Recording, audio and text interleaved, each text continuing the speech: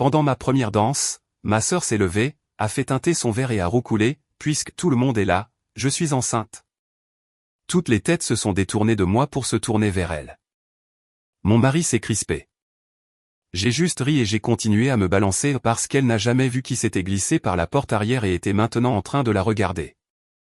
Je m'appelle Simone Clark. J'ai 38 ans.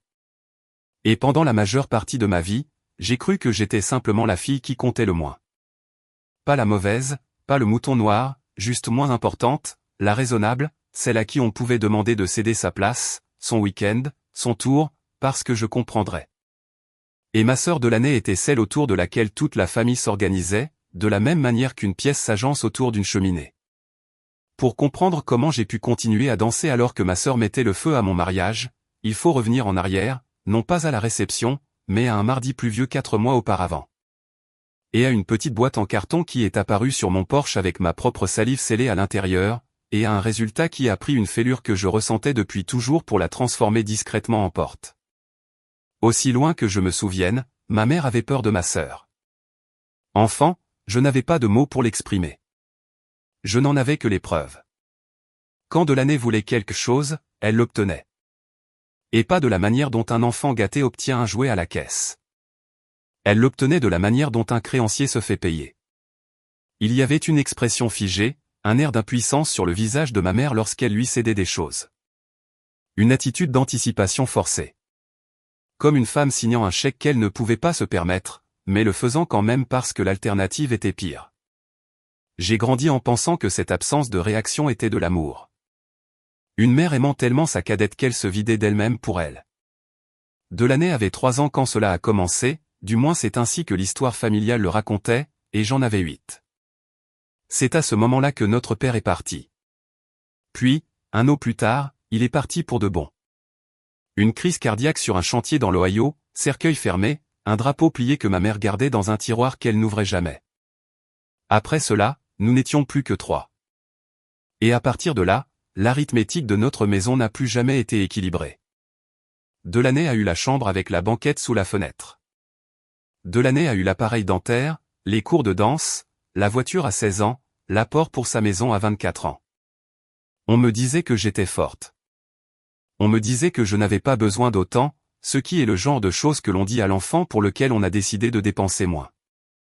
Je veux être honnête avec vous, car cela ne fonctionne que si je le suis. Pendant des années, j'ai été jalouse, je détestais être jalouse, et j'ai transformé cette jalousie en sagesse. Si je ne pouvais pas être la préférée, je serais celle qui ne demandait jamais rien. Celle qui était là, celle sur qui on pouvait compter.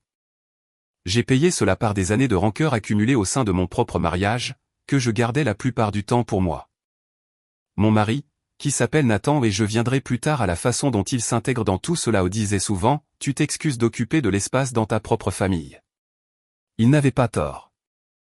Alors, quand le kit ADN est arrivé, j'ai failli le jeter.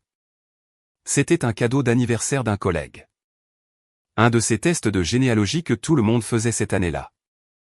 Cracher dans un tube, le renvoyer par la poste, découvrir qu'on est scandinave à 9% et lointainement apparenté à un fabricant de fromage de l'époque coloniale. J'ai posé la boîte sur le comptoir de la cuisine, et elle y est restée pendant une semaine, accumulant le courrier par-dessus, car la dernière chose que je voulais, c'était plus d'informations sur la famille dont je venais. Je savais déjà où je me situais. Tout en bas du bilan comptable, alors pourquoi payer pour le confirmer? Mais c'était un mardi calme, il pleuvait, Nathan travaillait tard, je m'ennuyais et j'étais un peu triste de cette façon bien particulière que l'on ressent quand la maison est trop silencieuse. Alors je l'ai ouverte. J'ai lu les instructions. J'ai craché dans le tube comme une imbécile, je l'ai scellé, et je l'ai déposé dans la boîte aux lettres sur le chemin du travail le lendemain matin. Puis je l'ai complètement oublié pendant 6 semaines. Voici la partie que je veux que vous gardiez en mémoire, car elle aura de l'importance plus tard. J'ai fait cela sur un coup de tête, seul, sans aucune raison précise. Personne dans ma famille ne le savait. Je n'ai planifié absolument rien de ce qui a suivi. Tout ce qui est arrivé s'est produit parce qu'une femme qui s'ennuyait a craché dans un tube un mardi pluvieux. Rappelez-vous de cela quand ma sœur racontera aux gens que j'ai tout orchestré pour l'humilier.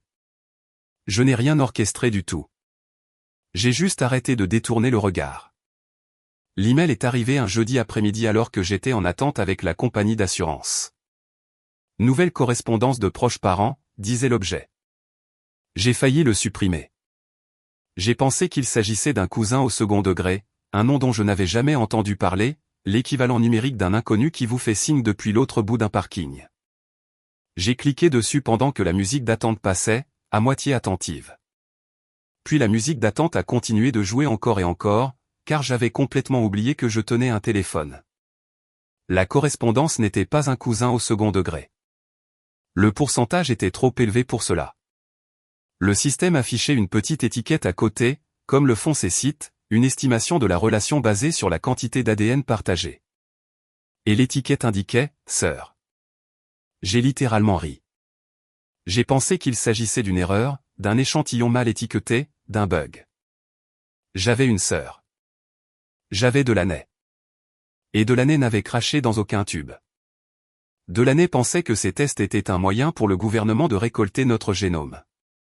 C'était donc une inconnue, une femme que l'algorithme avait confondue. J'ai cliqué sur son petit profil pour voir l'erreur de mes propres yeux.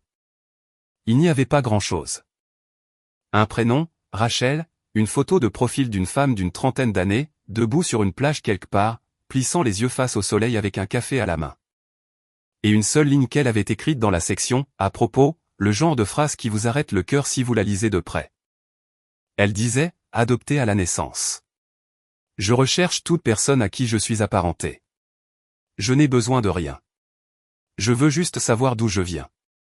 Et sous sa photo, dans la section de l'arbre généalogique que les gens remplissent, elle avait indiqué une année de naissance, 1996. Assise à la table de ma cuisine, avec la musique d'attente de l'assurance toujours dans l'oreille, j'ai fait le calcul sans le vouloir. De la façon dont on fait un calcul dont on connaît déjà la réponse. En 1996, j'avais 8 ans. En 1996, mon père venait de nous quitter. En 1996, ma mère, selon toutes les histoires qu'on m'avait racontées, parvenait à peine à s'en sortir, soudainement seule avec 2 petites filles. 2 petites filles, pas 3. J'ai raccroché au nez de la compagnie d'assurance. Je suis restée assise là un long moment. Puis j'ai fait ce que l'on n'est pas censé faire. J'ai envoyé un message à cette inconnue nommée Rachel, sur une plage, un café à la main. J'ai écrit et effacé mon texte 4 fois. Ce que j'ai finalement envoyé était court, un peu bête mais vrai, je pense que le site me dit que nous sommes sœurs. J'ai des questions que je ne sais même pas comment poser. Serais-tu prête à me parler? Elle a répondu en 11 minutes. Je sais que c'était 11 minutes parce que j'ai surveillé chacune d'elles. Elle a dit oui. Elle a dit qu'elle espérait depuis des années que quelqu'un la contacte. Elle a dit qu'elle n'avait jamais eu la moindre correspondance proche auparavant. Aucune. Comme si elle était tombée du ciel sans aucun fil pour la rattacher à quoi que ce soit. Puis elle a écrit la phrase qui a transformé la fêlure de ma famille en une porte que je ne pouvais plus feindre d'ignorer. Elle a dit, tout ce que j'ai jamais eu, c'est le comté où je suis né et un prénom sur un document. Rachel n'est pas le nom qu'on m'a donné. C'est le nom que mes parents adoptifs ont choisi. Le document indique que la femme qui m'a mise au monde a également inscrit son nom avant de signer. Je l'ai contemplé toute ma vie. J'imagine que le nom de Diane ne te dit rien? Le nom de ma mère est Diane. Je ne lui ai pas répondu pendant 1 heure. J'aimerais vous dire que j'ai fait quelque chose de digne pendant cette heure. Ce n'est pas le cas. Je me suis assise sur le sol de ma cuisine, le dos contre le lave-vaisselle, et j'ai tremblé parce que trop de révélations arrivaient en même temps et qu'aucune d'elles ne s'alignait dans un ordre que je pouvais supporter. Ma mère avait une 3e fille. Ma mère avait abandonné cette fille en 1996 et n'avait jamais dit un mot, ni à moi, ni à personne, pendant 30 ans. Et sous tout cela, légère mais indéniable, une pensée beaucoup plus petite faisait surface. Une vilaine petite pensée que je me détestais d'avoir à ce moment-là. Cette pensée était, c'est ça. C'est la clé. C'est la forme du secret que je ressens dans cette maison depuis toujours. C'est pour cela que ma mère a peur. Je ne savais pas encore à quel point j'avais raison. Je ne savais pas que la peur que j'avais interprétée comme de l'amour était précisément la peur de cela, et que quelqu'un dans ma famille était au courant pour Rachel depuis des années et l'utilisait une inconnue sur une plage qui voulait simplement savoir d'où elle venait comme un couteau sous la gorge de notre mère. Je savais seulement, assis sur ce sol, que j'allais découvrir la vérité, et qu'une fois lancé, je ne pourrais plus m'arrêter. Je veux faire une pause ici et vous dire ce que j'ai fait ensuite, car c'est là que j'ai cessé d'être la personne raisonnable qui comprend pour devenir celle qui cherche. La première chose que j'ai faite n'a pas été de confronter ma mère. Je veux être clair là-dessus parce que plus tard, ma sœur dirait à tout le monde que j'ai détruit notre mère, que j'ai déterré une tombe juste pour faire du mal. Je ne suis pas allé voir ma mère du tout. Pas pendant des semaines. Ce que j'ai fait, c'est me taire, agir prudemment et réexaminer tout ce que je croyais savoir sur ma propre enfance, en y superposant ce fait nouveau comme un calque transparent, pour voir comment tant de choses qui n'avaient jamais eu de sens s'alignaient soudainement. Comme la boîte. Il y avait une boîte que ma mère gardait sur l'étagère supérieure du placard de sa chambre. Une boîte à documents ignifuges, grise, avec une petite clé qu'elle portait sur une chaîne la plupart du temps, sans jamais expliquer pourquoi. Enfant, nous supposions qu'elle contenait les choses ennuyeuses des adultes, l'acte de propriété, l'assurance, le certificat de décès de notre père, le drapeau plié. Elle ne l'ouvrait jamais devant nous. Adolescente, j'ai demandé un jour ce qu'il y avait dedans, et elle a répondu, des papiers d'adulte, d'un ton qui fermait le sujet comme on claque une porte. De la même façon qu'elle tressaillait systématiquement à certains moments précis.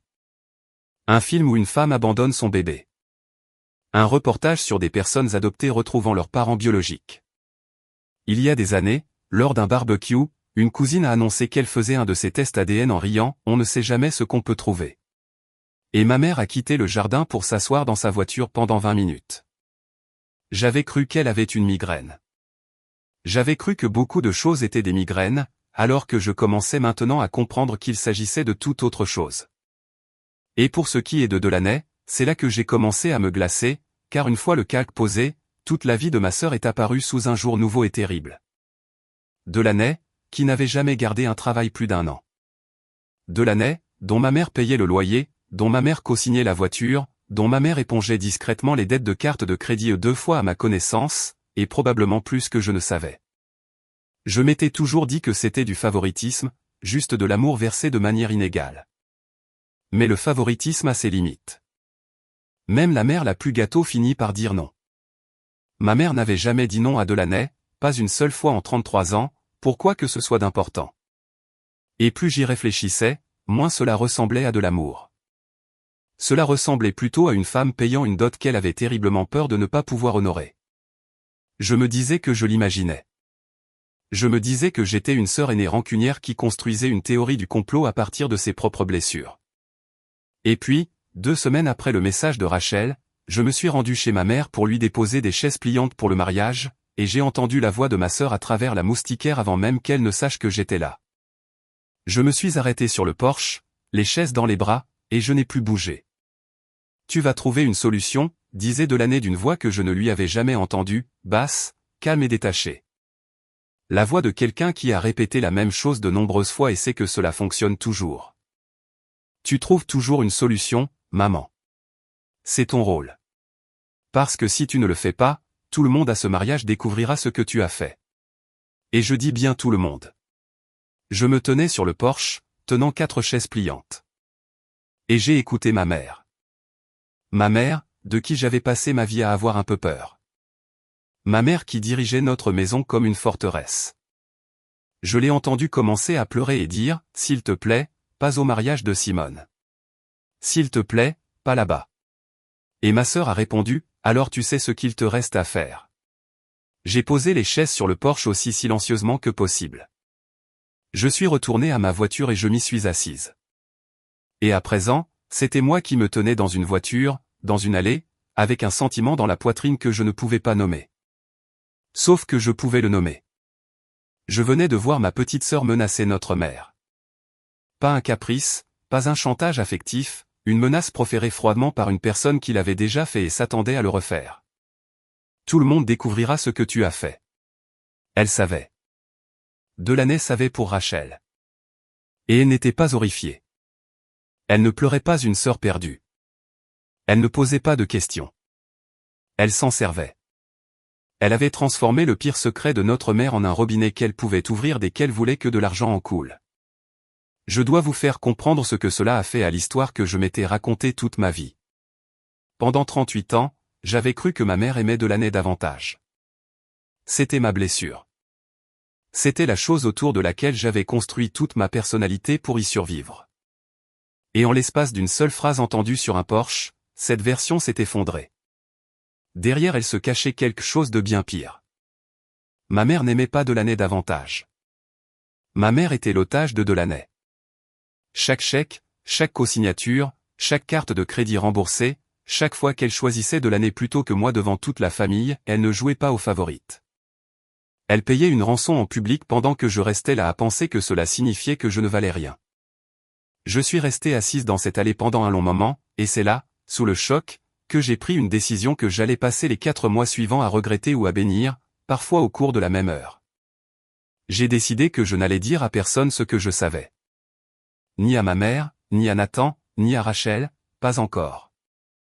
J'ai décidé que j'allais d'abord découvrir exactement jusqu'où cela allait. Parce que j'avais appris une chose en 38 ans passés à être la personne raisonnable, on ne fait pas un geste dans cette famille tant qu'on ne sait pas où chaque cadavre est enterré. Et je commençais à soupçonner qu'il y en avait plus d'un. La première chose que je voulais, c'était la boîte. Je ne pouvais pas simplement la prendre. Ma mère portait cette clé sur une chaîne et gardait cette boîte grise sur l'étagère supérieure de son placard comme s'il s'agissait d'un mur porteur, comme si la retirer allait effondrer la maison. Et je n'avais pas besoin de la voler. Je suis assistante juridique. Je le suis depuis 14 ans. Et s'il y a bien une chose que 14 ans dans un cabinet d'avocats vous apprennent, c'est que la vérité se trouve rarement dans un seul document spectaculaire. Elle est éparpillée. Elle est dans les marges, dans les copies, dans les traces écrites que les gens oublient d'effacer. Je n'avais pas besoin de la boîte de ma mère. J'avais besoin de la piste autour d'elle. J'ai donc commencé à chercher minutieusement, de la seule manière dont je suis vraiment capable. J'ai demandé négligemment à ma mère, autour d'un café, si elle avait encore les papiers de succession de notre père, parce que Nathan et moi réfléchissions à nos testaments. Elle a tressailli. Tout la faisait tressaillir à présent que je l'observais, mais elle est allée chercher un dossier. Et pendant qu'elle préparait d'autres cafés, j'ai photographié chaque page avec mon téléphone. Non pas parce que la succession de mon père m'importait, mais parce que je voulais voir sa méthode de classement, son écriture, les noms des cabinets et des avocats qu'elle utilisait. Les gens sont des créatures d'habitude. Si elle avait entrepris des démarches officielles concernant un enfant en 1996, elle l'aurait fait par l'intermédiaire du type de cabinet qu'une femme effrayée de notre ville aurait utilisé, et cela ressemblerait au reste de ses papiers. Cela m'a pris 3 semaines de petits vols discrets, patients, qui n'en étaient pas vraiment. Un dossier photographié ici, un plat à gratin rendu qui me donnait un prétexte pour être seul dans sa cuisine, une offre pour l'aider à organiser le placard pour les manteaux des invités du mariage. Cela m'a permis d'obtenir 40 secondes sans surveillance, à genoux devant cette étagère supérieure non pas pour ouvrir la boîte, je ne le pouvais pas, elle était verrouillée, mais pour lire rapidement les adresses de retour sur une liasse d'enveloppes glissées à côté. Des enveloppes. Elle avait conservé des enveloppes provenant d'un bureau situé 2 villes plus loin, dont je ne reconnaissais pas le nom. Et sur quelques-unes d'entre elles, un logo que je connaissais, le logo discret et soigné d'un service agréé de recherche et de retrouvailles d'adoption. Ma mère recevait du courrier d'une agence de retrouvailles. Depuis des années, je pouvais le voir aux dates des cachets de la poste, les plus anciennes jaunies et usées, les plus récentes encore blanches. Et voici le détail que je ne parvenais pas à comprendre. Le détail qui commençait à donner à toute cette histoire une forme que je n'attendais pas. Les enveloppes les plus récentes de cette liasse avaient déjà été ouvertes, et pas par ma mère. Ma mère est méticuleuse. Elle ouvre les enveloppes proprement sur le dessus avec un coupe-papier. Je l'ai vu le faire 1000 fois. Celle-ci avait été déchirée, de manière irrégulière, à la hâte, par quelqu'un qui se tenait debout, quelqu'un qui se moquait du papier, qui les avait lus rapidement et les avait remises en place, quelqu'un qui n'était pas censé lire son courrier du tout. Je n'avais que 40 secondes. J'ai entendu le pas de ma mère dans le couloir, j'ai tout remis exactement en place, je me suis relevé et j'ai dit quelque chose sur les cintres. Elle m'a souri, ma mère si prudente, si effrayée.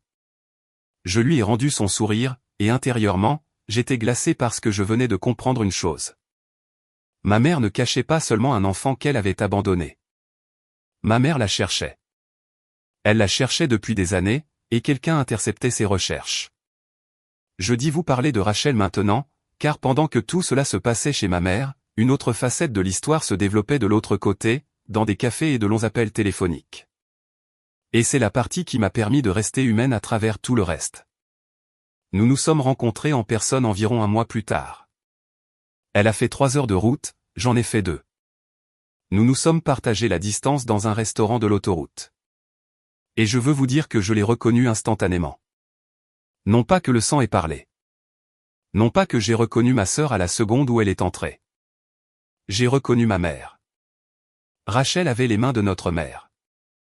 Exactement les mêmes mains, la même façon de tenir sa tasse de café à 2 mains, bien enveloppée comme si elle avait froid, même quand ce n'était pas le cas. J'ai regardé ses mains et je me suis mise à pleurer, dans ce restaurant d'autoroute devant une inconnue, et elle a tendu le bras à travers la table et a pris les miennes avec ses mains-là, et aucune de nous n'a parlé pendant un moment. Elle était gentille. C'est la chose sur laquelle je reviens toujours. Elle avait parfaitement le droit d'être furieuse contre notre mère, contre nous tous, contre une famille qui l'avait laissée disparaître du monde en 1996 sans jamais venir la chercher, pour autant qu'elle le sache. Et elle n'était pas furieuse. Elle était prudente, un peu effrayée et tellement désireuse de faire partie de quelque chose que cela me brisait le cœur. Elle n'arrêtait pas de s'excuser d'exister. Et je reconnaissais cela aussi, parce que je faisais la même chose, et nous le faisions l'une envers l'autre de part et d'autre d'une table en formica. 2 femmes élevées pour se faire petites, découvrant qu'elles avaient été façonnées dans le même moule. Je ne lui ai pas dit tout ce que j'avais découvert. Pas pour les enveloppes déchirées, ni pour le Porsche, ni pour Delaney. Je n'étais pas prête, et je n'étais pas encore sûr qu'elle soit en sécurité avec ces informations. Et pour être honnête, je ne savais pas encore ce que j'allais faire de tout cela. Mais je lui ai parlé de notre mère. J'ai dit que Diane était bien réelle, bien vivante, qu'elle habitait à 2 heures de ce restaurant, qu'elle avait 2 autres filles et que l'une d'elles allait se marier. Je l'ai vue assimiler la nouvelle. J'ai vu une femme apprendre qu'elle avait une famille en temps réel, la désirer si fort et en avoir si peur à la fois. Et je lui ai fait une promesse à travers cette table, sans savoir encore comment je la tiendrais. J'ai dit, tu vas la rencontrer. Je ne sais pas encore comment, mais tu vas te tenir dans la même pièce que ta mère, et je vais m'assurer que lorsque cela arrivera, personne dans cette famille ne te fera sentir que tu es une erreur. Je ne savais pas que le mari de Delaney se trouvait à ce moment précis dans le bureau d'un avocat à 2 villes de la mienne, s'assurant que la pièce où Rachel rencontrerait enfin sa mère soit la pièce la plus chère où notre famille ait jamais mis les pieds. Laissez-moi vous parler de Trevor. Trevor a épousé ma sœur il y a 2 ans dans un domaine viticole qui a coûté plus cher que ma voiture. Je ne l'aimais pas avant même les amuse-bouches, j'en ai éprouvé de la culpabilité pendant environ 1 an, puis j'ai cessé de culpabiliser. Trevor vend de l'immobilier commercial, ou du moins c'est ce qu'il dit. Ce que Trevor fait réellement, c'est repérer des choses qui ont de la valeur et trouver le moyen le plus propre de s'en emparer. Il a une bonne poignée de main et une coupe de cheveux encore meilleure. Il appelle ma mère, Maman D, ce qu'elle déteste mais tolère. Et il surveille l'argent dans une pièce de la façon dont un chat surveille une porte. Quand Trevor est entré dans la vie de Delaney, les exigences de ma sœur envers notre mère ont changé. Elles sont devenues organisées. Avant Trevor, Delaney dépouillait notre mère d'une manière désordonnée et cupide d'enfant gâté. Un chèque de loyer ici, un week-end au spa là, un appel de panique à minuit. Après Trevor, les demandes ont commencé à arriver avec des documents, une clause, une discussion sur la planification de la succession dont Delaney ne s'était jamais soucié de sa vie. Je le devais remarquer et l'avais classé sous le coup du manque de tact de Trevor concernant l'argent. Je n'avais pas compris, avant de me tenir dans le placard de ma mère à lire des enveloppes déchirées, que Trevor avait fait le même calcul que moi. Il avait compris que l'on pouvait forcer notre mère à céder presque n'importe quoi. Il ne savait simplement pas pourquoi, jusqu'à ce qu'à un moment donné, ma sœur le lui dise. C'est la partie que je ne lui pardonnerai jamais. Delaney ne s'est pas contenté d'utiliser le secret. Elle l'a marié à un homme comme Trevor et lui a tendu le couteau. J'ai découvert l'avenant par accident, de la manière dont j'ai découvert la plupart des choses, de billets dans une marge.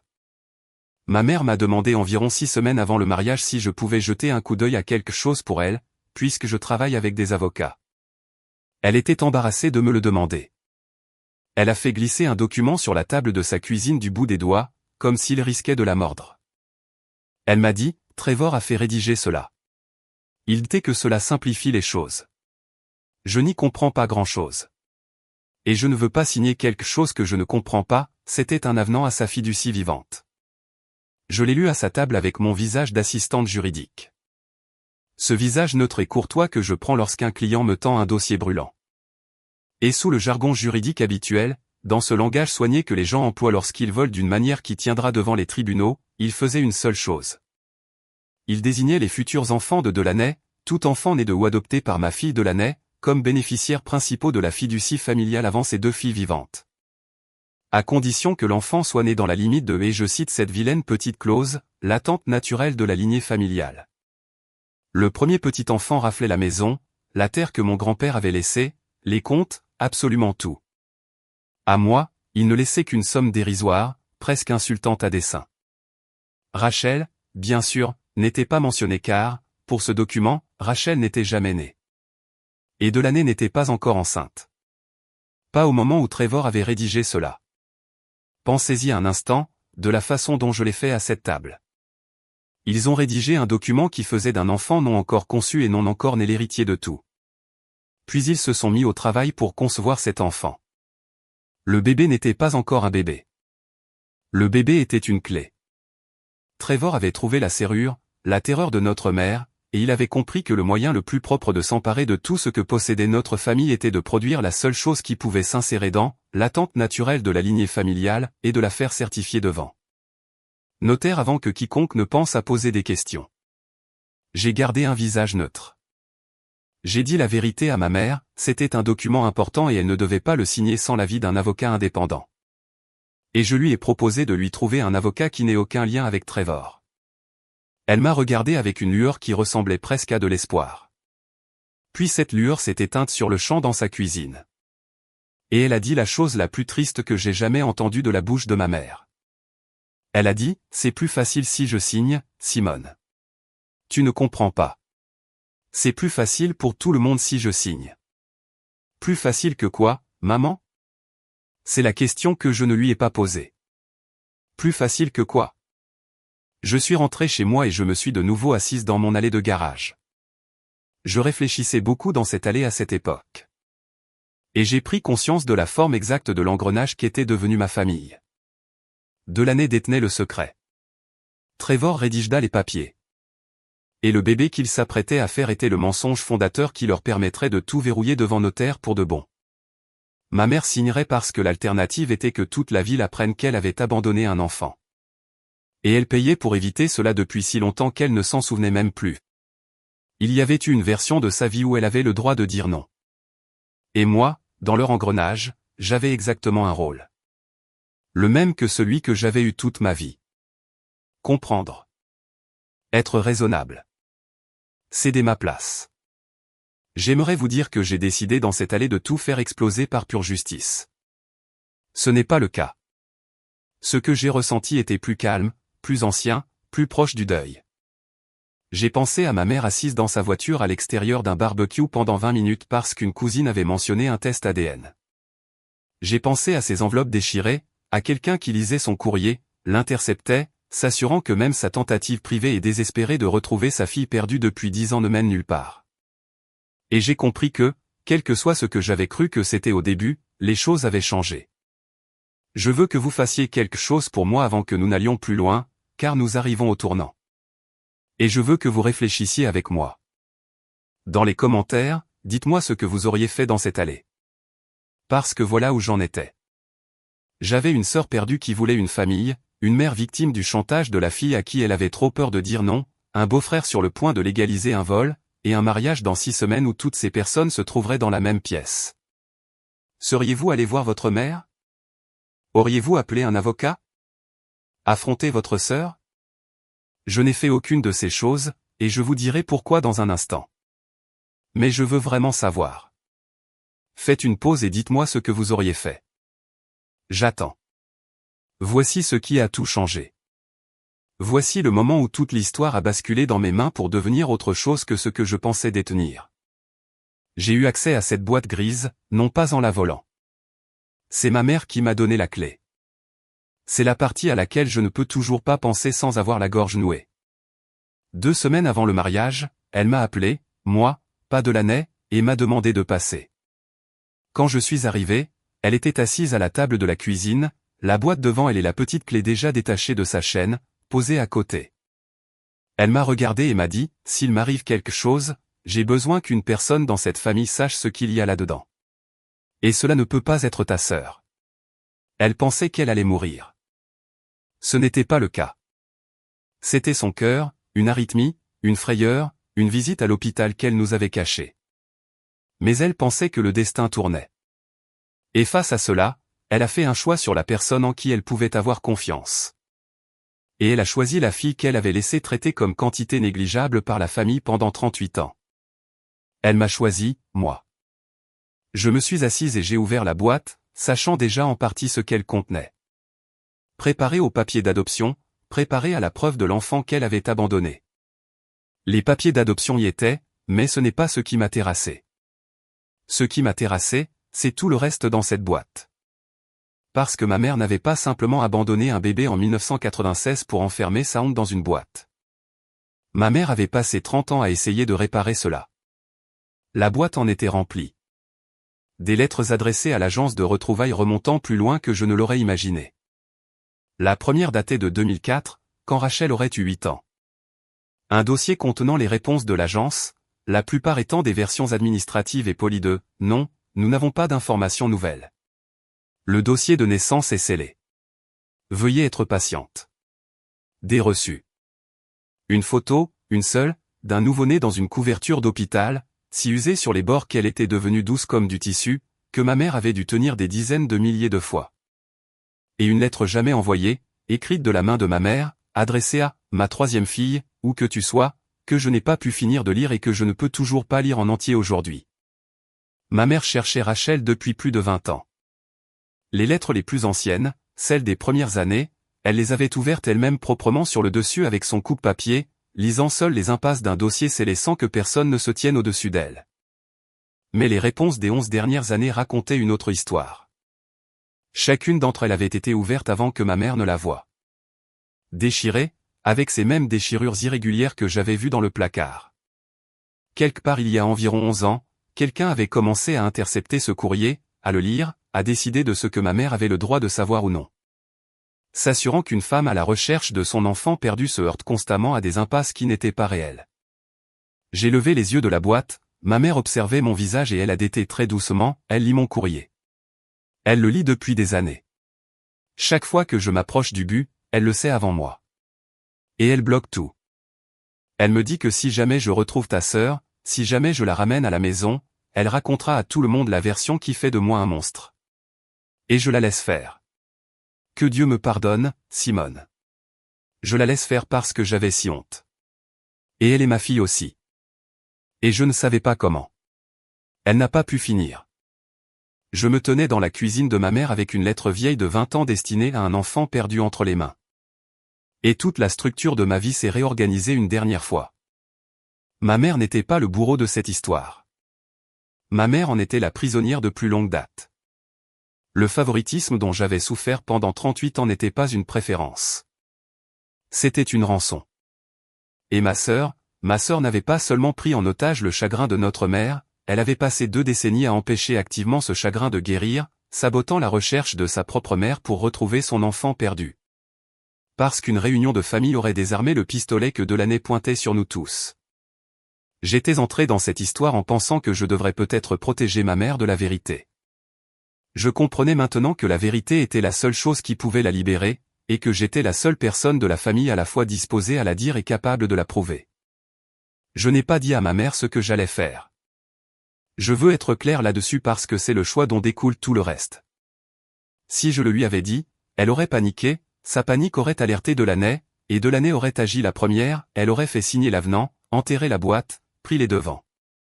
J'ai donc fait la chose la plus difficile que j'ai jamais faite avec ma mère. J'ai refermé la boîte, j'ai remis la clé dans sa main et je lui ai dit le seul mensonge de toute cette histoire. J'ai dit, rien ne va t'arriver, maman. Traversons d'abord le mariage. Et je l'ai laissé croire que j'allais fermer les yeux. Ensuite, je suis rentré chez moi et j'ai commencé à monter le dossier. 14 ans d'expérience en tant qu'assistante juridique. Je vous avais dit que cela compterait. Je n'ai confronté personne. Je n'ai pas fait de scène. J'ai fait ce que je fais pour gagner ma vie. J'ai constitué un dossier. Calmement, méthodiquement, durant les 2 semaines qu'il me restait, j'ai rassemblé ce que ma sœur n'avait jamais imaginé que quiconque puisse rassembler, des preuves ordonnées et irréfutables qui permettraient à la vérité de s'imposer d'elle-même dans une pièce pleine de monde sans que j'aie à prononcer un mot plus haut que l'autre. Premièrement, l'avenant à la fiducie. Je l'avais déjà. Ma mère me l'avait remis elle-même pour examen. J'en ai fait des copies propres. Seul, ce n'était qu'un document cupide. Mais associé au reste, il devenait le plan d'un vol. Deuxièmement, l'analyse des recherches de ma mère. Avec l'accord de ma mère, je lui ai simplement dit que je voulais organiser ces papiers importants avant le stress du mariage, ce qui était assez vrai. J'ai photographié chaque lettre de cette boîte. Les 20 ans de correspondance, le papier à en tête de l'agence de retrouvailles, les dates, les impassés, surtout, les enveloppes. J'ai photographié les rabats déchirés à côté du coupe-papier propre de ma mère, ainsi que les enveloppes qu'elle avait ouvertes elle-même, afin que quiconque regarde puisse voir clairement que 2 mains différentes avaient ouvert son courrier, et que l'une d'elles l'avait arraché. Troisièmement, et c'est la pièce dont j'étais la plus fière, celle qui a demandé le plus de travail, Rachel. J'ai demandé 2 choses à Rachel. Je lui ai demandé de réclamer une copie certifiée conforme de son acte de naissance original par la procédure que son État autorisait pour les personnes adoptées majeures, celle qui ouvrait progressivement ses dossiers depuis quelques années. Et je lui ai demandé gentiment si elle serait prête à faire un second test ADN auprès d'un laboratoire capable de produire un résultat utilisable en justice. Pour que cette « sœur » ne soit pas seulement une étiquette sur un site de généalogie de loisirs, mais un chiffre sur un document officiel. Elle a dit oui aux 2. Elle a dit « J'ai passé ma vie entière à attendre que quelqu'un me rende réel sur le papier. » Fait hello. Lorsque ces résultats sont arrivés, je les ai posés à côté des lettres de ma mère, à côté de la photo du nouveau-né douce comme du tissu, à côté de l'acte de naissance portant le nom de ma mère, le comté et la date. Tout s'est emboîté comme une clé dans sa serrure. Rachel n'était pas une rumeur que Delaney pouvait manipuler à sa guise. Rachel était documentée, et une fille documentée, bien vivante dans une pièce, n'est pas un secret que l'on peut garder sous silence. On ne peut pas faire chanter quelqu'un avec un fait qui se tient déjà dans l'encadrement de la porte en souriant. C'était tout mon plan. C'était ma petite vengeance asymétrique, si l'on peut appeler cela de la vengeance. Je n'allais pas dénoncer ma mère. J'allais la libérer. J'allais retirer le secret des mains de ma sœur par la seule méthode qui fonctionne réellement. J'allais faire en sorte que ce ne soit plus un secret, selon les termes de ma mère, dans un moment de joie et non de honte, avec les preuves déjà présentes dans la pièce pour que l'histoire ne puisse être racontée que d'une seule façon, la vraie.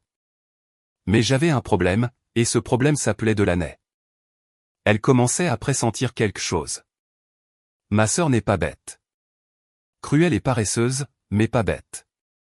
Et elle avait cet instinct de prédateur pour repérer les changements dans le troupeau. Elle avait remarqué que j'étais plus souvent chez maman. Elle avait remarqué que maman semblait plus calme, ce qui effrayait Delaney plus que des larmes, car un otage calme est un otage qui a trouvé une issue. Environ 10 jours avant le mariage, Delaney m'a appelé. Elle ne m'appelait jamais. Elle a joué sa partition habituelle, le miel sur la lame. Toi et maman êtes tellement proches ces derniers temps, a-t-elle dit. C'est mignon. De quoi parlez-vous toutes les deux? De détails pour le mariage, ai-je dit. Du plan de table, tu sais comment elle est. A fait Delaney. Puis, d'un ton d'une légèreté totale, tu sais qu'elle perd un peu la tête, n'est-ce pas? Maman vieillit. Elle raconte des choses qui ne sont pas vraies. Si jamais elle te raconte des histoires, des trucs dramatiques, tu devrais vraiment venir m'en parler d'abord. Je sais ce qui est réel avec elle et ce qui ne l'est pas. Elle préparait le terrain. Elle était là, au téléphone, 10 jours avant, à semer l'idée que si le secret venait à faire surface, notre mère n'était qu'une vieille femme confuse et que Delaney était le seul témoin fiable. C'était le même procédé que cette vilaine phrase de l'avenant sur « l'attente naturelle de la lignée familiale ». Le langage de quelqu'un qui blanchit un mensonge pour lui donner une forme acceptable. Et cela m'a appris une chose essentielle, Delaney avait peur elle aussi. Elle ne savait pas ce que j'avais, mais elle avait senti le sol bouger, et elle renforçait ses positions avant le mariage. C'est exactement pour cela qu'elle et Trevor ont décidé qu'ils ne pouvaient pas attendre que l'avenant à la fiducie soit signé discrètement dans un bureau. Ils avaient besoin de le verrouiller publiquement devant toute la famille, à un moment que personne ne pourrait contester. Il leur fallait un couronnement. C'est ce qu'était l'annonce de la grossesse. Je veux que vous compreniez cela avant que nous n'arrivions sur la piste de danse, car c'est ce que tous les invités dans la pièce ont mal interprété en temps réel. Lorsque ma sœur s'est levée pendant ma première danse pour dire « Je suis enceinte », toute la pièce n'a vu qu'une femme égocentrique et de mauvais goût qui ne pouvait pas supporter de ne pas être le centre de l'attention pour une soirée. C'est l'histoire qui a circulé après coup. Et ce n'est pas faux, mais c'est la version superficielle. La version réelle est beaucoup plus froide. Trevor avait fait le calcul. Une grossesse annoncée devant 90 témoins lors d'un mariage familial, avec notre mère en larmes entraînée dans l'étreinte, c'était l'attente naturelle de la lignée familiale, incarnée devant un public qui s'en souviendrait. C'était l'événement public qui ferait de la signature de l'avenant par maman une simple formalité la semaine suivante. C'était le bébé transformé en temps réel, d'une personne en une clé, devant tout le monde. Et personne n'était censé comprendre ce qui se passait. Je l'ai vu venir parce que Trevor, 10 jours avant, a commis une erreur. Il a été trop confiant. Lors d'un dîner de famille cette semaine-là, un dîner auquel j'ai assisté avec mon dossier déjà constitué et caché, souriante, passant les pommes de terre, Trevor a levé son verre et a dit à ma mère, « Maman D, ce mois-ci va être historique pour la famille. » Le mariage de Simone, puis quelques signatures pour que tout soit bien réglé, et qui sait quelles autres bonnes nouvelles pourraient arriver. Et il a fait un clin d'œil à Delaney. La main de ma mère a tremblé si fort qu'elle a dû poser son verre de vin avant de le renverser. J'ai compris qu'ils allaient faire quelque chose à mon mariage, quelque chose de chorégraphié, et que, quoi que ce soit, cela visait à refermer le piège pendant que tout le monde était d'un naturel joyeux pour ne pas remarquer les mâchoires du piège. La plupart des mariés auraient été furieuses que leur sœur vienne gâcher leur mariage. Je suis rentré chez moi ce soir-là en ressentant quelque chose de proche du soulagement, car il venait de me donner la seule chose qui manquait à mon plan, une scène, un moment et un public de 90 personnes. Si Delaney voulait faire un spectacle public en transformant son enfant à naître en clé, elle venait de choisir l'instant précis, devant les témoins parfaits, où je pourrais ouvrir la porte arrière et laisser entrer la vérité. J'ai passé un appel ce soir-là. J'ai appelé Rachel. J'ai dit, je sais comment tu vas la rencontrer, mais je dois d'abord tout te raconter. Tout. Les côtés sombres. Ce que notre sœur fait, ce qu'elle va essayer de faire au mariage, et ensuite c'est toi qui décideras. Parce que si tu dis oui, tu ne vas pas seulement rencontrer ta mère. Tu vas te jeter au milieu d'une guerre, et c'est toi qui y mettras fin. Je ne te ferai pas subir cela sans te demander ton avis. Il y a eu un LNG silence au bout du fil, assez long pour que je croie l'avoir perdu. Puis Rachel, ma plus jeune sœur si prudente, si effrayée, si gentille, qui avait passé 30 ans à s'excuser d'être née, a dit quelque chose que je n'attendais pas, d'une voix que je ne lui connaissais pas. Elle a dit, pendant 30 ans, j'ai cru que personne ne me cherchait. Tu viens de me dire que ma mère n'a jamais arrêté. Un autre silence. Dis-moi exactement où se trouve la porte arrière. J'ai tout raconté à Nathan ce soir-là. Tout, du début à la fin, dans notre cuisine à 1h du matin, alors que le plan était posé entre nous sur la table dans un dossier Kraft. Je l'avais porté seul pendant des mois, car c'est mon habitude. Nathan a écouté, les mains à plat sur la table, la mâchoire de plus en plus serrée. Quand j'ai eu fini, il n'a pas dit ce que je craignais qu'il dise. Il n'a pas dit, enfuyons-nous et oublions tout cela. Il n'a pas dit, ta famille n'en vaut pas la peine. Il a dit, qu'est-ce que tu attends de moi? Et je l'ai tellement aimé à ce moment-là que j'ai dû regarder le dossier plutôt que lui. Je lui ai dit la vérité, je n'avais presque pas besoin qu'il fasse quoi que ce soit. Que la seule façon pour que cela tourne mal était que cela ressemble à un complot, que cela donne l'impression que j'avais construit un piège pour le faire exploser à mon propre mariage. Cela ne pouvait pas être un engrenage. Il fallait que ce soit une porte qui s'ouvre, une personne qui entre, et la vérité simplement présente, incontestable, dans la pièce. Tu ne peux pas me sauver, lui ai-je dit. Si ça tourne mal, tu ne peux pas te lever et te mettre à lire des documents comme un avocat à la télévision. Promets-le-moi. Quoi qu'il arrive sur cette piste de danse, tu me tiens la main et tu me laisses faire. Il n'a pas aimé cela. Il a promis quand même. C'est à cause de cette promesse qu'il s'est tenu là, rigide comme un piquet, pendant notre première danse, et qu'il m'a laissé continuer à me balancer au lieu d'assommer ma sœur, ce que chaque cellule de son corps mourait d'envie de faire. Il y avait une personne de plus dont j'avais besoin, et ce n'était ni un avocat ni un témoin. C'était la coordinatrice de la salle, une femme vive et pragmatique nommée Denise, qui dirigeait cette salle de réception comme un capitaine de remorqueur. Tout ce dont j'avais besoin de sa part relevait de la logistique, qu'une invitée arrivant en retard entre discrètement par l'accès de service à l'arrière, pour être introduite sans annonce à un moment précis que je lui signalerais. Denise avait visiblement vu des choses bien plus étranges pour des mariés bien plus excentriques. Elle n'a pas posé une seule question. Elle l'a simplement noté dans son petit carnet et a dit « Couloir arrière à ton signal ». Compris, ma belle. C'était tout. Tout notre dispositif. Mon mari me tenant la main, une coordinatrice avec un carnet, une sœur arrivant par une porte de service, aucun avocat dans l'ombre, aucun complice dramatique, aucun complot, juste un dossier dans mon sac, une porte à l'arrière, et la vérité entrant sur ses deux pieds. Je veux que vous vous rappeliez à quel point c'était modeste, car ma sœur décrira plus tard cela comme une embuscade que j'avais passé des mois à préparer. La vérité pure est que la seule chose que j'ai préparée a été de m'assurer que lorsque le secret éclaterait, il le ferait accompagné de preuves, dans une pièce où il ne pourrait pas être déformé, lors d'une soirée que ma sœur avait elle-même choisie. Les 10 derniers jours ont failli m'achever. Il y a eu l'essayage de la robe 4 jours avant, où Delaney s'est présenté sans invitation et a passé 1 heure dans la boutique de mariage à critiquer ma robe auprès de la couturière. De cette façon insidieuse et venimeuse qui est la sienne, c'est courageux de choisir une coupe ajustée à 38 ans. Oh, c'est celle que tu pouvais t'offrir ? Tandis que notre mère restait assise dans un coin sans rien dire, car elle avait passé 30 ans à apprendre que le prix de la paix était de laisser Delaney verser le sang. Je me tenais sur ce piédestal dans ma robe de mariée et je laissais ma sœur m'écorcher vive devant une inconnue. Et je souriais, je ne disais rien. Intérieurement, je pensais, encore 4 jours. Encore 4 jours et tu ne tiendras plus jamais cette famille à la gorge.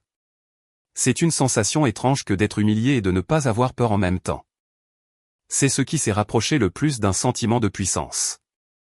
Il y avait l'accident évité de justesse 2 soirs avant, auquel je ne peux toujours pas penser sans avoir le cœur au bord des lèvres. Delaney est arrivée chez moi à l'improviste à 21h juste pour déposer une carte, ce qu'elle n'avait jamais fait de sa vie.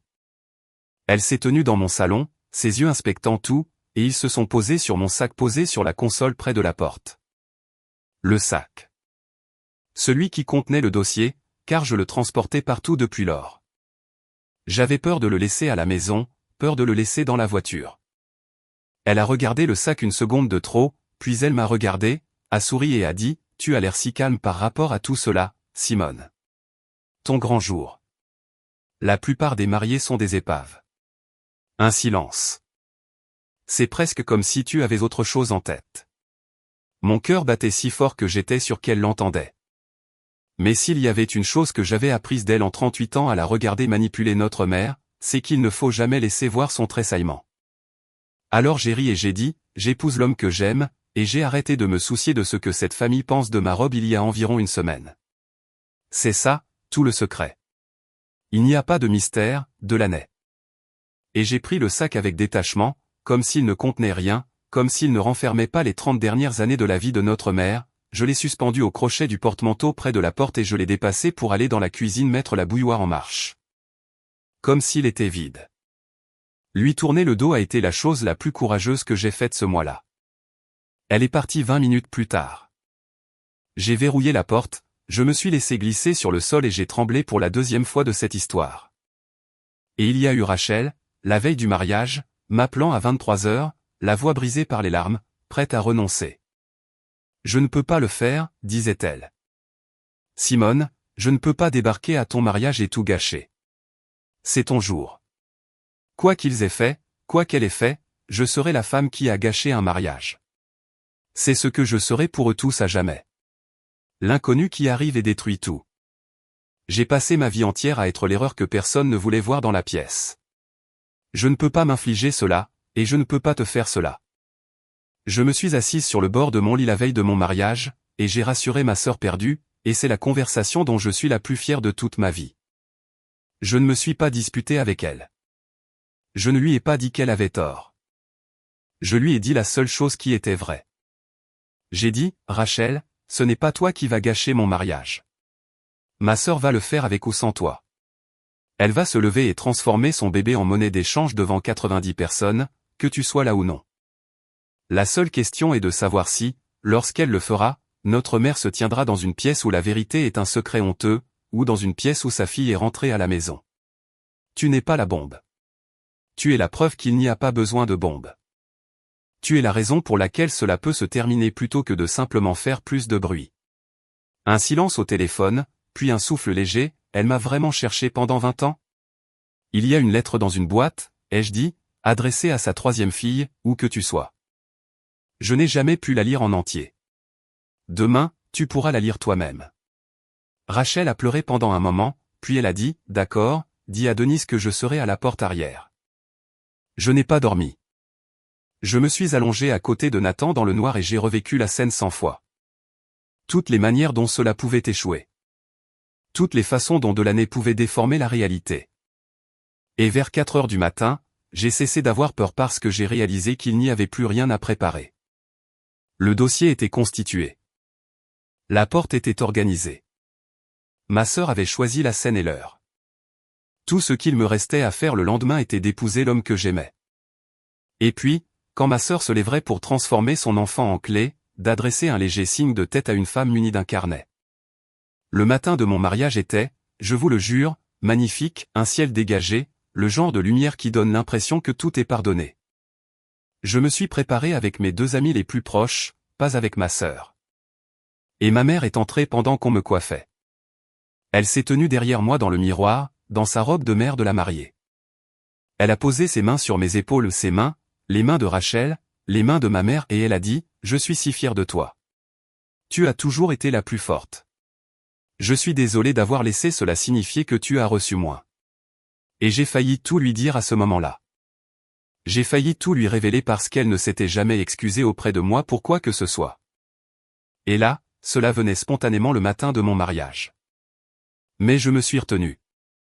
J'ai posé ma main sur la sienne sur mon épaule et j'ai dit, tu vas passer une excellente soirée ce soir, maman. Bien meilleure que tu ne le penses.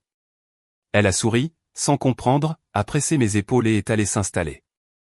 La cérémonie elle-même, je la garderai pour moi. J'ai épousé Nathan sous un ciel couleur de promesses. Ma mère a versé de douces larmes de joie, et pendant 20 minutes j'ai oublié chaque dossier et chaque porte, j'étais simplement une femme épousant un homme qui la comprenait. Delaney était assise au 2e rang dans une robe qui était, bien sûr, presque blanche, et je m'en moquais. Qu'elle s'habille en blanc.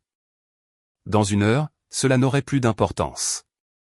La réception s'est déroulée dans la salle. Denise menait sa barque comme un chef. Des guirlandes lumineuses, 90 personnes, un orchestre, la broche de ma grand-mère épinglée à l'intérieur de ma robe. Le dîner s'est déroulé, les toasts aussi. Delaney en a prononcé un qui parlait prétendument de moi mais surtout d'elle. La pièce a ri au bon moment, et Trevor observait la salle comme toujours, calculant. Puis l'animateur nous a appelés, Nathan et moi, sur la piste pour notre première danse, et les lumières se sont tamisées dans une atmosphère douce et dorée. Mon mari a passé ses bras autour de moi, et j'ai senti, sous la joie, le dossier dans le petit sac que Denise tenait pour moi au bord de la salle, et j'ai connu que nous y étions. Je veux vous raconter exactement ce que j'ai ressenti lorsque ma sœur s'est levée, car vous avez déjà entendu l'extérieur au tout début de l'histoire, et maintenant vous en connaissez l'intérieur. Nous étions à environ 1 minute de chanson. La joue de Nathan était contre ma tempe, et par-dessus son épaule, j'ai vu Delaney poser son champagne, se lever, prendre une fourchette et tapoter son verre. Pendant ma première danse, le seul moment de toute la journée qui était censé n'appartenir qu'à moi, jusqu'à ce que l'orchestre s'arrête et que la pièce se retourne. Puisque tous ceux que j'aime sont enfin réunis au même endroit, a-t-elle dit, rayonnante, une main glissant sur son ventre avec une théâtralité qu'elle avait manifestement répétée. Je ne pouvais plus attendre. Je suis enceinte. Et la pièce a explosé de joie. 90 têtes se sont détournées de moi pour se tourner vers elle. Quelqu'un a applaudi.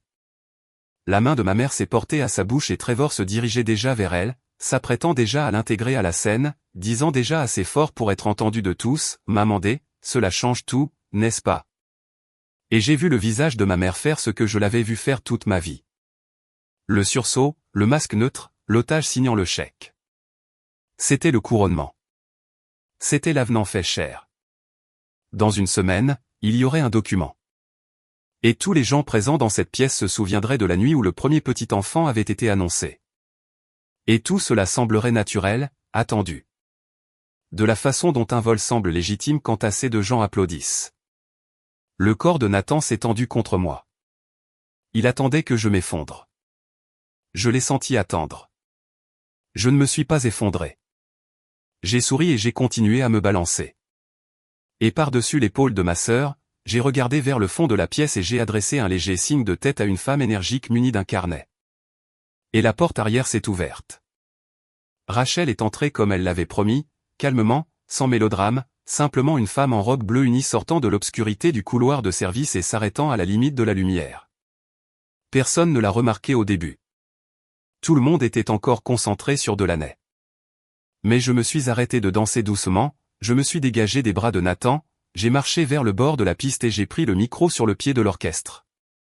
L'attention de la salle s'est détournée une troisième fois, quittant Delaney pour se fixer sur la mariée, que l'on croyait effondrée et qui était au contraire d'un calme absolu et terrible. J'ai une annonce à faire moi aussi, ai-je dit. Ma voix n'a pas tremblé. J'avais eu peur qu'elle tremble. Puisque tous ceux que j'aime sont enfin réunis au même endroit. J'ai laissé ces mots résonner, j'ai vu le sourire de Delaney vaciller pour la première fois. Il y a 30 ans, ma mère a eu une troisième fille, une fille qu'elle aimait, qu'elle a perdue et dont elle n'a jamais eu le droit de parler. Elle s'appelle Rachel. Elle se tient au fond de cette salle, elle a fait un LNG chemin pour être ici, et j'aimerais qu'elle rentre à la maison. On pouvait entendre la pièce s'arrêter de respirer. Ma mère s'est levée à moitié de sa chaise, une main agrippée à la table, fixant la femme en robe bleue, ses mains serrées sur le vide, de la même façon que ses propres mains serraient une tasse de café. Et elle a émis un son que je n'avais jamais entendu sortir d'un être humain auparavant et que je n'ai plus jamais entendu depuis. Delaney a réagi vite. Je lui accorde cela. Elle a été rapide. Elle défendait ce territoire depuis 11 ans. D'accord, a-t-elle dit en riant, se tournant vers la salle, l'air à la fois chaleureux et inquiet. D'accord, tout le monde. Je suis désolé. Ma sœur a été soumise à beaucoup de stress. Et honnêtement, ma mère aussi. Elle perd un peu la tête. Elle ne va pas bien. Elle essayait déjà de reprendre le contrôle du récit. De replacer l'histoire de la vieille femme confuse qu'elle avait préparée au téléphone 10 jours plus tôt. Cette pauvre femme, qui qu'elle soit, je ne sais pas ce qu'elle a raconté à Simone, mais c'est une arnaque. Cela arrive aux familles qui ont de l'argent. Quelqu'un qui se présente en prétendant. J'ai son acte de naissance, ai-je dit dans le micro. Calme, neutre, ma voix d'assistante juridique. Certifié. Il porte le nom de notre mère, le comté, la date. J'ai un test ADN d'un laboratoire agréé pour les tribunaux. Rachel est ma sœur à part entière et la fille de notre mère. Et il y a un numéro sur un document officiel qui le prouve. J'ai fait signe à Denise, qui a tendu le petit sac à Nathan. Celui-ci, fidèle à sa promesse, sans dire un mot, l'a simplement tenu ouvert pour que je puisse y plonger la main. Et j'ai autre chose. J'ai sorti les lettres. Depuis 20 ans, ai-je dit, notre mère cherche la fille qu'elle a perdue. J'ai les lettres adressées à une agence de retrouvailles remontant à 2004. J'ai leur réponse. J'ai la photo d'un nouveau-né usé à force d'avoir été tenu. Et j'ai une lettre que notre mère a écrite et n'a jamais envoyée. Adressée à, ma voix s'est brisée à cet instant. Juste là. Et je l'ai laissé se briser. Adressée à, ma troisième fille, où que tu sois. Ma mère n'a jamais cessé de chercher. Ce n'a jamais été un secret qu'elle cachait. C'était une blessure qu'on ne l'a jamais laissé guérir. La pièce était plongée dans un silence de mort. Et je me suis tourné pour la première fois pour regarder directement ma sœur. Delaney savait, ai-je dit. Delaney l'a découvert il y a 11 ans. Et au lieu de le dire à quelqu'un, au lieu d'aider notre mère à retrouver son propre enfant, elle s'en est servie. Pendant les 11 dernières années, chacune des lettres de l'agence est arrivée chez notre mère déjà ouverte, déchirée. J'en ai levé une, le haut déchiré tourné vers la salle. Quelqu'un intercepte le courrier de notre mère depuis plus d'une décennie, s'assurant qu'elle ne s'approche jamais de la vérité, parce que des retrouvailles auraient signifié qu'elle ne pouvait plus être contrôlée. Je n'ai pas besoin de vous dire qui. Vous l'avez vu faire toute votre vie et vous avez appelé cela du favoritisme. Ce n'était pas du favoritisme. Notre mère paie pour son silence depuis 30 ans, et ma sœur encaisse l'échec. Personne ne me regardait. Tout le monde regardait Delaney. Et c'est la seule chose à laquelle ma sœur n'a pas pu survivre. Non pas une confession, non pas une accusation, mais 90 personnes se tournant vers elle, le calque transparent enfin posé sur la réalité, comprenant d'un coup ce qu'elles observaient depuis des décennies. La voiture qu'elles n'avaient pas méritée, le loyer, les dettes effacées, le visage figé et tendu de notre mère. Tout s'est assemblé dans 90 esprits simultanément, et Delaney l'a senti. Et pour la première fois de sa vie, ma sœur n'avait plus de parade. Elle a essayé quand même. C'est de la folie, a-t-elle dit, mais sa voix s'est dérobée sous elle. Maman, maman, dis-leur. Dis-leur que c'est. Et notre mère s'est levée de toute sa hauteur. Elle n'a pas regardé Delaney. Elle a regardé Rachel à l'autre bout de la pièce pleine de témoins. Et elle a dit, d'une voix étouffée depuis 30 ans, je n'ai jamais voulu t'abandonner. Ils m'ont fait croire que je le devais. Je t'ai cherché toute ma vie, et je suis tellement désolé. Tu n'es pas un secret. Tu n'as jamais été un secret. Tu es ma fille. Et elle a traversé la réception du mariage de son autre fille, les bras déjà grands ouverts. Rachel, ma plus jeune sœur si prudente, si effrayée et si gentille, l'a rejointe à mi-chemin. Et toutes deux se sont enlacées au milieu de la piste de danse, sous le regard de 90 personnes qui voyaient une blessure de 30 ans enfin se refermer. J'ai cherché Trevor du regard. Trevor était déjà en train de récupérer son manteau, car il était la seule autre personne dans cette pièce à comprendre immédiatement ce qui venait d'arriver aux documents juridiques. On ne peut pas forcer une femme sous la contrainte à léguer sa succession à l'attente naturelle de la lignée familiale, la semaine même où cette femme s'est levée devant 90 témoins pour réclamer sa fille perdue et désigner son bourreau à voix haute. Le moyen de pression avait disparu. Non pas contesté en justice, non pas débattu, simplement disparu, évaporé. Parce qu'un secret que l'on annonce avec joie dans une pièce pleine de preuves n'est plus un secret que l'on peut vendre. L'avenant était mort à la seconde où Rachel était entrée dans la lumière. Trevor avait construit un engrenage pour faire d'un bébé une clé, et la serrure venait de se dissoudre devant lui, il le savait, et il est parti avant la fin de la chanson. Delaney se tenait seul au milieu d'une fête qui avait complètement basculé, tenant une coupe de cidre pétillant qu'elle avait levée pour son couronnement. Et il n'y avait pas de couronnement. Il n'y avait qu'elle, et une salle qui la voyait enfin telle qu'elle était. Et notre mère, à l'autre bout de la piste, serrant la fille que Delaney avait passé 11 ans à cacher au monde. Elle n'a pas avoué. Les gens comme Delaney n'avouent jamais. Elle a posé sa coupe et a dit à la cantonade, « Vous avez tous perdu la tête », puis elle est partie à la suite de son mari. Personne ne l'a retenue. Personne n'en avait besoin. Elle ne partait pas en triomphe. Elle partait parce qu'elle n'avait plus rien pour faire chanter qui que ce soit. Et une personne comme ma sœur, dépouillée de ce qui lui donne du pouvoir sur les autres, n'est plus qu'une femme très silencieuse cherchant son manteau. L'orchestre, fort opportunément, n'a pas rejoué.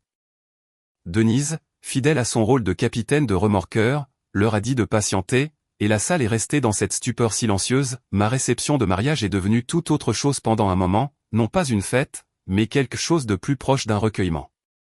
Les gens ne savaient pas quoi faire, alors ils ont fait la chose la plus décente, qui consistait à laisser la piste à ma mère et à Rachel, en détournant le regard pour leur accorder un moment d'intimité publique. J'ai fait une dernière chose avant de rendre le micro. Je me suis dirigé vers le petit sac que Nathan tenait toujours, et j'en ai sorti la dernière chose qu'il contenait, non pas un document cette fois, mais la photographie. Le nouveau-né dans sa couverture d'hôpital, douce comme du tissu à force d'avoir été tenu pendant 30 ans. Je l'ai apporté à travers la piste de danse, je l'ai déposé dans la main de ma mère et j'ai dit tout doucement, juste pour nous trois, tu peux arrêter de tenir la photo maintenant, maman. La vraie est là. Ma mère a regardé la photographie, puis le visage de Rachel, 30 ans d'écart et le même visage, elle a pressé la photo contre la joue de Rachel comme pour vérifier qu'elle correspondait, et c'était le cas. J'ai donné la lettre à Rachel ce soir-là, celle adressée à « ma troisième fille », où que tu sois. Je n'avais jamais pu la lire en entier. Rachel l'a lu seule plus tard, dans une pièce calme à l'écart de la salle, elle ne m'a jamais dit ce qu'elle contenait, et je ne lui ai jamais demandé. Certaines choses n'appartiennent qu'à elles deux. C'est cela, la famille, finalement. Pas le bilan comptable autour duquel j'avais grandi, à savoir qui avait la place près de la fenêtre et à qui l'on disait qu'elle était forte. La famille, c'est celui qui a le droit de lire la lettre. Laissez-moi vous parler un instant, car nous avons traversé quelque chose ensemble ce soir et je veux dire ce que tout cela signifie réellement. Si vous êtes resté avec moi jusqu'au bout, faites quelque chose pour moi, pour vous-même en réalité. Dans les commentaires, parlez-moi de ce regard figé et tendu que vous avez vu chez quelqu'un que vous aimez. Le chèque qu'il ne voulait pas signer, la paix qu'il n'arrêtait pas d'acheter. Parce que j'ai passé 38 ans à interpréter la peur de ma mère comme du favoritisme, à construire toute mon identité sur l'idée que j'étais la fille qui méritait moins, et je me trompais. Et cette erreur m'a coûté des décennies de rancœur que je ne rattraperai jamais. Quelqu'un dans votre vie est peut-être un otage que vous appelez le préféré. Quelqu'un paie peut-être une rançon que vous confondez avec de l'amour. Je ne vous dis pas d'aller gâcher un mariage. Je vous dis d'arrêter de détourner le regard de ce que vous avez décrété être simplement le fonctionnement de votre famille. Regardez-le. C'est tout. Regardez simplement. Maintenant, laissez-moi vous raconter comment cela s'est réellement terminé. Parce qu'une révélation n'est pas la même chose qu'une fin. Et je vous ai promis la vérité jusqu'au bout. L'avenant est mort comme je savais qu'il le ferait, avec la simplicité d'un serrurier. 3 jours après le mariage, ma mère, pour la première fois de sa vie d'adulte, a engagé un avocat que ni Delaney ni Trevor n'avaient jamais rencontré. Elle s'est assise dans son bureau, moi à ses côtés. À ses côtés, pas devant elle. C'est elle qui a parlé. Elle a déchiré l'avenant qui faisait d'un enfant à naître l'héritier de tout. Et elle a réécrit sa fiducie comme le fait une femme libre, des tiers égaux. Simone, Delaney et Rachel, la même part pour toutes.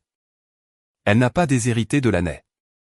Je veux que vous le remarquiez, car cela compte. C'est la différence entre la justice et la vengeance. Ma mère aurait pu écarter complètement Delaney, et personne au monde ne l'aurait blâmé. Elle ne l'a pas fait. Elle a simplement rendu les choses équitables. Ce qui, pour une femme qui n'avait jamais eu le droit d'être équitable en 33 ans, a été un véritable coup de tonnerre. Delaney avait passé sa vie à être la préférée. Être rendue simplement égale était pour elle une punition pire que d'être coupée de la succession. C'est l'asymétrie avec laquelle je pouvais vivre. Je n'ai rien pris à ma sœur. J'ai simplement supprimé sa capacité de prendre à tous les autres. Trevor est parti en l'espace d'un mois. Sans éclat. Trevor ne fait pas dans le spectaculaire. Trevor fait des sorties discrètes. Une fois la fiducie réécrite, et, l'attente naturelle de la lignée familiale, ne valant plus qu'un tiers au lieu de la totalité, et après que 90 personnes eurent vu les rouages de ce qu'il avait construit exposés sur une piste de danse, le calcul n'a plus fonctionné pour lui. Je ne connais pas l'état du mariage de ma sœur au moment où j'enregistre ceci, et je ne vais pas prétendre que j'en perds le sommeil. Un homme qui épouse une femme pour l'influence qu'elle exerce sur sa famille a tendance à ne pas rester une fois l'influence disparue. Delaney a essayé pendant quelques semaines de jouer la carte qu'elle avait préparée. Que maman était confuse, que j'avais manipulé une vieille femme vulnérable, que Rachel était une opportuniste. Cela n'a pas pris. Cela ne pouvait pas prendre. Il y avait 90 témoins d'un acte de naissance certifié, d'un test ADN et de 20 ans de lettres de sa mère déchirées. On ne peut pas manipuler l'opinion d'une pièce qui a déjà vu l'ensemble du tableau d'un seul coup. La famille élargie, les tantes et les cousines qui avaient passé des décennies à absorber la version de Delaney sur chaque sujet, se sont tues autour d'elle, puis se sont refroidies. Et ont commencé à se rendre chez ma mère pour les dîners du dimanche où Rachel apprenait à être la fille de quelqu'un.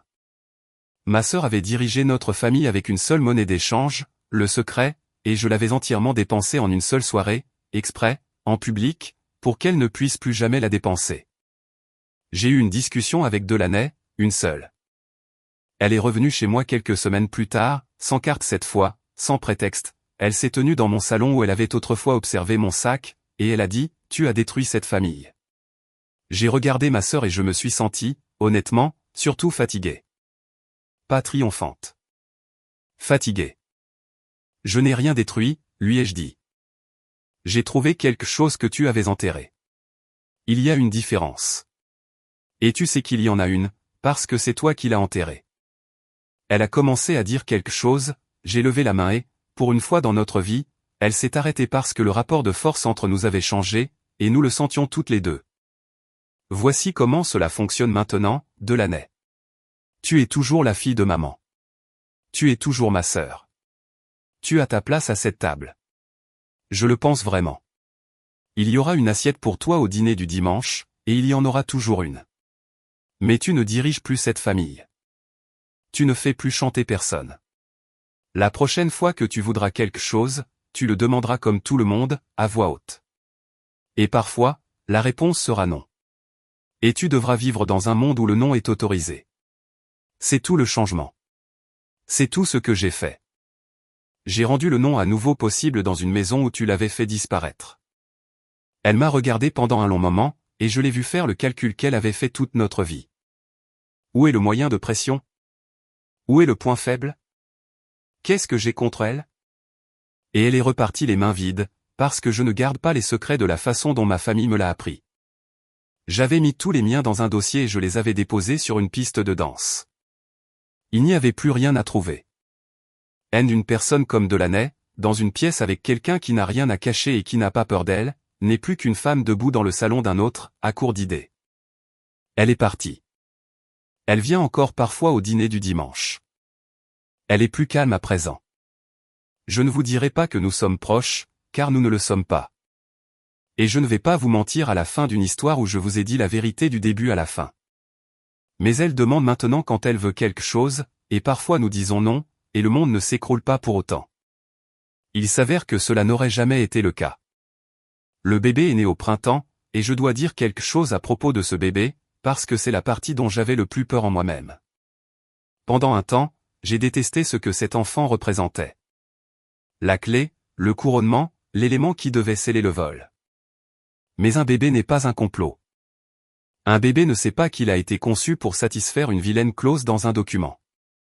Ma nièce est simplement un être humain à présent, tout juste arrivé au monde, elle a une grand-mère qui est libre et 2 tantes au lieu de celle à laquelle elle s'attendait en naissant.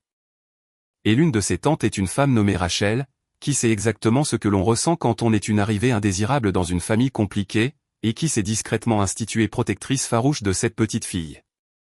Rachel dit, personne dans cette famille ne grandira en se sentant comme une erreur tant que je serai là.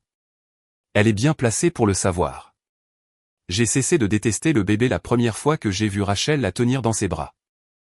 Certaines clés, s'avère-t-il, grandissent pour d'autres personnes et finissent par être aimées sans aucune raison. Rachel est là à chaque dîner du dimanche désormais. Elle et ma mère s'apprivoisent encore avec prudence. 30 ans restent 30 ans, et on ne guérit pas cela en une saison. Mais je les regarde trouver leur chemin. Ma mère a appris à Rachel la recette de ces horribles cornichons sucrés que notre grand-mère faisait. Rachel a appris à ma mère comment envoyer des SMS avec plus d'un doigt. Elles s'asseyent l'une à côté de l'autre, et leurs mains font le même geste autour de leur tasse de café, bien enveloppées comme si elles avaient froid. Et chaque fois que je le vois, ma gorge se serre. Ma mère lit des histoires à sa petite fille à présent, avec Rachel à ses côtés sur le canapé. 2 filles qu'elle n'avait presque jamais espéré avoir dans la même pièce. Et je pense aux 20 ans de lettres dans cette boîte grise. Toutes ces versions administratives et polies de noms. Et je pense à quel point nous sommes passés près de laisser tout cela enterré pour toujours. Et je dois parfois quitter la pièce et rester dans la cuisine pendant 1 minute. Ma mère n'est pas une femme qui a abandonné un enfant. Elle ne l'a jamais été. C'est une femme qui en a perdu un et a passé sa vie à chercher dans le noir avec quelqu'un debout sur ses mains. Nathan et moi n'avons jamais eu notre première danse. La chanson s'est arrêtée quand Delaney s'est levée et elle n'a jamais vraiment repris. On pourrait penser que j'en éprouve de la rancœur. Mon unique mariage, la danse que je ne récupérerai pas. Ce n'est pas le cas. Tard cette nuit-là, une fois la salle vidée et ma mère rentrée chez elle, suivie par Rachel dans sa propre voiture pour qu'elle puisse continuer à se parler, Nathan m'a trouvé debout, seul au milieu de la piste de danse où tout s'était produit. Il n'a rien dit. Il a simplement passé ses bras autour de moi et a commencé à se balancer. Sans musique, dans une salle vide. Et nous avons une autre première danse après tout, à minuit, sans que personne ne nous regarde. Tu étais terrifiante ce soir, m'a-t-il murmuré dans les cheveux. De la meilleure des façons. J'ai épousé une femme qui apporte des pièces justificatives à un duel au couteau. J'ai ri, puis je me suis mise à pleurer. Des larmes de soulagement. Le genre qui signifie que c'est fini. Je n'ai pas apporté de couteau, lui ai-je dit. C'était tout le sens de ma démarche. J'ai apporté la vérité et je l'ai laissée s'imposer d'elle-même. Il m'a serré plus fort. Rappelle-moi de ne jamais te cacher de secrets. Je ne veux pas de tes secrets, ai-je dit. Je veux juste que plus personne ne soit pris en otage dans une pièce où je me trouve. Et nous nous sommes balancés dans le noir sur un silence, de la même façon que je m'étais balancé des heures plus tôt pendant que toute ma vie basculait. Sauf que cette fois, je n'attendais pas qu'une porte s'ouvre. Cette fois, La porte était déjà ouverte et tout ce que j'aimais était enfin du bon côté. Il y a une dernière conversation dont je dois vous parler, car pendant 38 ans, c'était celle que j'avais cessé de croire que j'obtiendrais un jour. Et il s'est avéré que c'est celle qui a guéri la plus ancienne de mes blessures. Quelques semaines après le mariage, ma mère m'a demandé de passer. Sans me confier de tâches cette fois. Pas de plat à gratin à rendre ni de dossier à examiner. Juste passer. Elle avait préparé du café. Nous nous sommes assises à la table de la cuisine où j'avais lu l'avenant, là où elle avait fait glisser cette boîte grise vers moi, la clé déjà détachée de sa chaîne, et elle a enveloppé ses deux mains autour de sa tasse comme elle le fait, comme Rachel le fait. Et elle a dit, « Je te dois quelque chose que je te dois depuis toute ta vie, j'avais trop peur de te le donner, et je ne veux plus avoir peur. » Puis ma mère m'a dit la chose que j'avais besoin d'entendre depuis que j'avais 8 ans. Elle m'a dit qu'elle me voyait. Pendant toutes ces années où je me croyais invisible. La raisonnable. Celle qui n'avait pas besoin de grand-chose. Elle voyait tout. Elle savait exactement ce qu'elle faisait quand elle donnait à Delaney la place près de la fenêtre et me tenait ce discours sur le fait d'être forte. Elle ne pouvait simplement pas s'en empêcher, car Delaney tenait toute la famille sous la menace d'une arme. Et j'étais la seule assez solide pour qu'elle croie que je survivrais au fait d'être celle qu'elle les est. J'ai passé ton enfance à te sacrifier, a-t-elle dit en pleurant.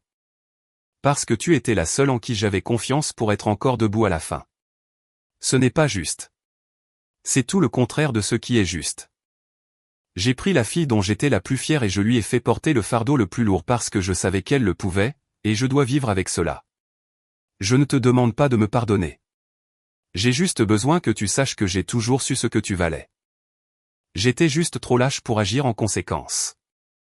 J'avais attendu toute ma vie d'entendre cela. Et voici ce qui m'a surprise, je n'en avais plus besoin comme je l'avais imaginé. Parce que quelque part au cours de ces 4 mois, quelque part entre le tube de salive ce mardi pluvieux et le signe de tête adressé à la femme au carnet, j'avais cessé d'attendre que ma famille me dise que je comptais, et j'avais commencé à agir comme si c'était déjà le cas. J'avais constitué le dossier. Je m'étais tenu au milieu de la piste et j'avais pris le micro.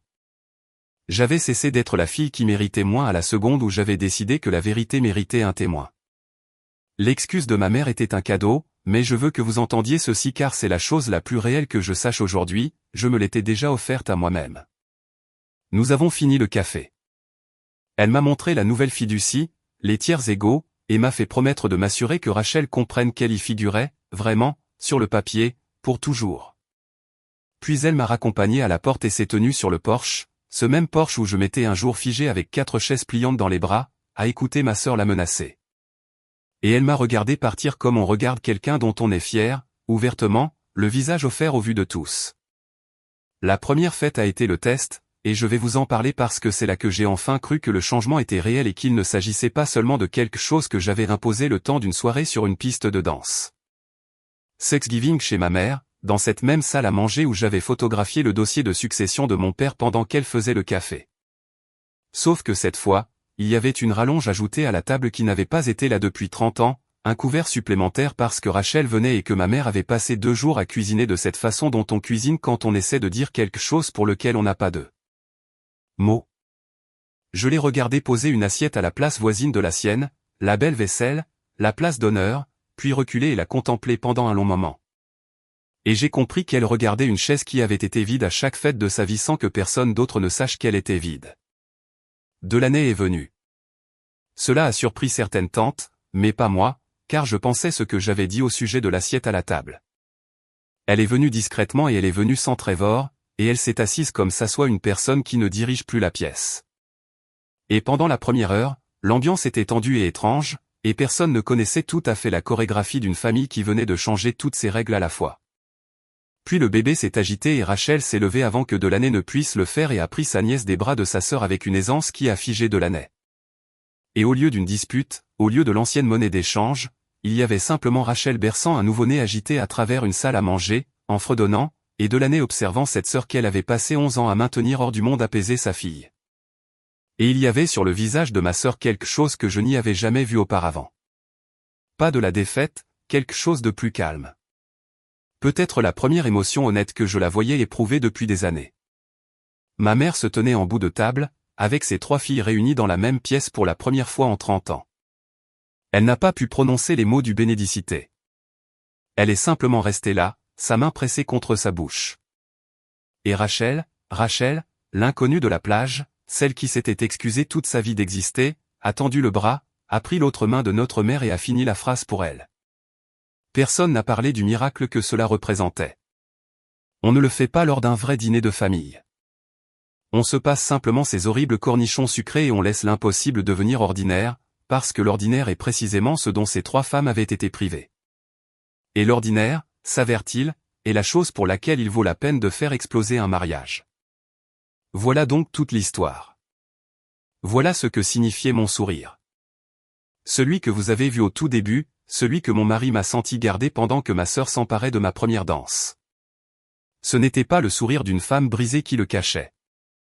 C'était le sourire d'une femme qui savait que la porte au fond de la pièce allait s'ouvrir, et que tout ce sur quoi ma sœur avait bâti son pouvoir allait entrer dans la lumière, cesser d'être une arme et commencer à être ma sœur. Rachel dans sa robe bleue, enfin rentrée. Les gens me demandent si je regrette de l'avoir fait au mariage, si cela valait la peine de passer mon unique soirée de mariage à faire la guerre. Je leur réponds la vérité, je n'ai pas passé mon mariage à faire la guerre. Ma sœur allait toujours faire exploser ce jour-là. Je me suis simplement assuré que lorsqu'elle le ferait, les éclats se transforment en retrouvailles. J'ai été marié sous un ciel couleur de promesses. À la fin de la nuit, ma mère était libre, ma plus jeune sœur était retrouvée, et le bilan comptable au bas duquel j'étais n'existait plus parce que je l'avais déchiré et que j'y avais inscrit nos noms à toutes sur un pied d'égalité, de mes propres mains. J'ai été la personne raisonnable toute ma vie. Celle qui comprenait, celle qui cédait sa place. Je veux vous laisser avec ce que je comprends enfin maintenant. Ce qu'il m'a fallu 38 ans et une inconnue sur une plage tenant un café pour m'apprendre. Être la plus forte n'a jamais été censé signifier être celle qui reçoit le moins. C'était censé signifier être celle qui, lorsque le moment vient enfin, est encore debout, se retourne, ouvre la porte et laisse tous les autres rentrer à la maison. Ma mère enveloppe ses mains autour de son café comme si elle avait froid. Rachel fait de même.